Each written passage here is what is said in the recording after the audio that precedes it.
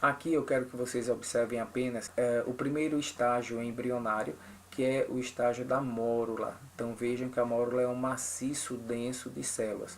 Pode ter blastômeros do mesmo tamanho, e aí a gente vai ter uma holoblástica igual, ou blastômeros de tamanho diferente. Seria uma holoblástica desigual, formando os micrômeros e os macrômeros. Aqui você tem uma clivagem meroblástica discoidal e, por último, uma meroblástica superficial. A blástula. Gente, só lembrando que a blástula é aquele surgimento de um líquido interno no centro da massa celular.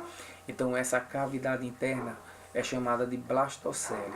Então, essa figura mostra exatamente o que seria a blástula, o segundo estágio embrionário. Gástrula.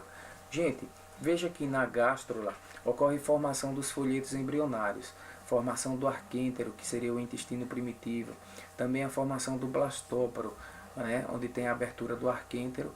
E aí, com relação a esse ponto, a gente pode classificar esse estágio embrionário dividindo os animais em protostômios, que são aqueles em que o blastóporo, que é esse orifício que aparece nessa estrutura, ele vai originar a boca primeiro, e os animais deuterostômios, que são aqueles em que o blastóporo, esse poro que aparece na gastro, ele vai originar primeiro o ânus, e depois é que vai aparecer um outro orifício que vai formar a boca.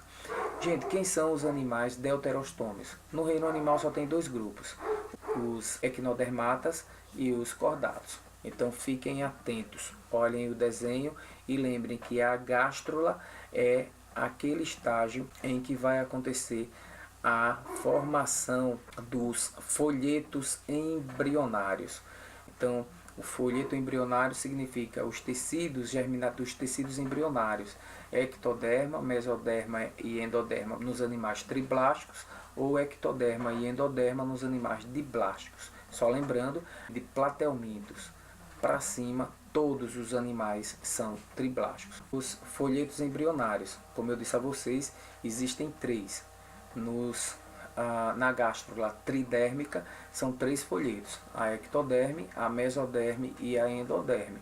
E aí eu quero falar um pouquinho aqui para vocês que estão aí estudando para fazer uma prova logo mais bacana. Vamos dar uma olhadinha então. Na classificação dos animais quanto ao celoma, podemos dizer que os animais podem ser acelomados, não formam celoma, é o caso dos platelmintos. Eles podem ser pseudocelomados, onde eles vão ter uma cavidade embrionária revestida parcialmente por mesoderme e por endoderme, é o caso dos nematelmintos.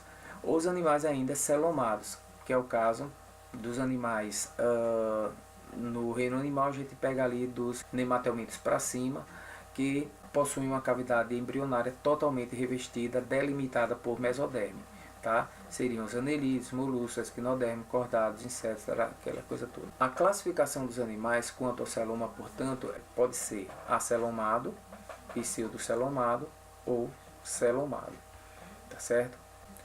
A embriologia do celoma. Então a gente pode ter animais que são esquizocélico e celoma enterocélico. Então, nesse caso aqui, o celoma esquizocélico ele origina-se a partir da mesoderma, formada da parede do arquêntero próximo ao blastômero, uma massa de células que prolifera no blastocele e em seguida se divide, deixando uma cavidade no seu interior, que é o celoma.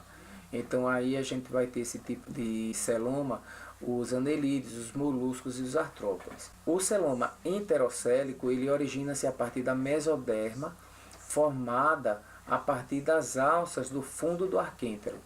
As alças se soltam, né, e crescem formando o tal do celoma. Então a gente vai ter esse padrão em dois grupos do reino animal, os equinodermatas e nos cordados, beleza? Então fica atento. Vamos dar uma olhadinha agora no estágio final, que é a neurula.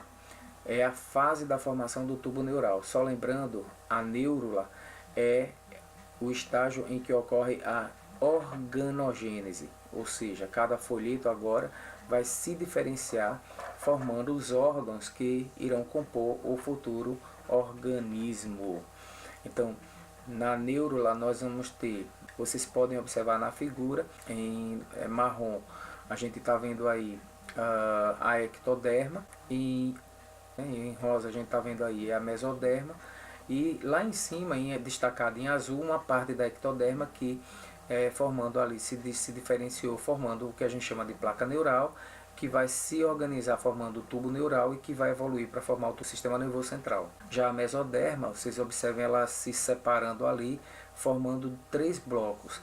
Ela forma os somitos, né, que são esses círculos rosa laterais aí, que vão formar sistema cardiovascular e algumas partes. Bom, gente, vamos dar uma olhada para finalizar nossa aula, quais são os destinos dos folhetos germinativos. A ectoderma, ela vai dar origem à epiderme e aos anexos cutâneos, como pelos e glândulas mucosas. Todas as estruturas do sistema nervoso, encéfalo, nervos, gânglios nervosos e medula espinhal vão derivar dela. Além disso, a ectoderma também vai dar origem ao epitélio de revestimento das cavidades nasais, bucal e anal. Então fique esperto aí, preste atenção. A mesoderma, que seria o folheto intermediário, no caso da gástula tridérmica, né, dos animais tridérmicos, a mesoderma ela vai formar a camada interna da pele, que seria a segunda camada chamada de derme, além dos músculos lisos esqueléticos, o sistema circulatório, o sistema esquelético com ossos e cartilagens, o sistema reprodutor e excretor. Tá certo? A endoderma já vai formar o epitélio que reveste as glândulas do trato digestório, com exceção da cavidade oral e anal. Tá? A endoderma também vai formar o sistema respiratório, pulmão, e fígado e pâncreas.